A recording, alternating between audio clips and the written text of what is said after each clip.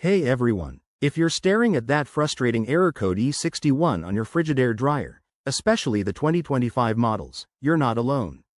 This common issue often signals a problem with the thermal fuse or heating system, which can cause your dryer to stop working mid-cycle. Don't worry, I'm here to guide you through a simple fix that could save you time and money. By the end of this video, you'll have the tools to get your dryer up and running again. First things first, let's understand what error code E61 means.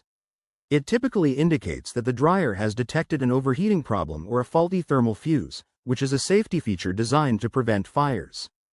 Before we jump into the steps, remember, safety comes first. Always unplug your dryer from the wall outlet to avoid any electrical risks.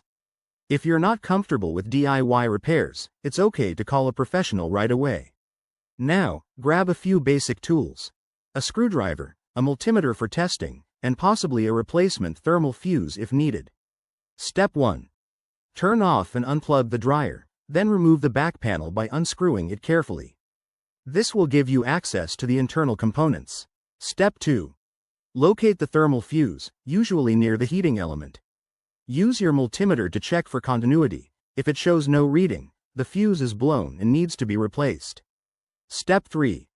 While you're in there, inspect the heating element for any visible damage or lint buildup, as blocked airflow can trigger this error. Clean it out thoroughly. Once you've made the repairs, reassemble the panel, plug in the dryer, and run a test cycle. If the error code disappears, great job, you've fixed it. If not, there might be a deeper issue, like a wiring problem, so consult a technician. Regular maintenance, like cleaning the lint filter after every use, can help prevent error code E61 in the future.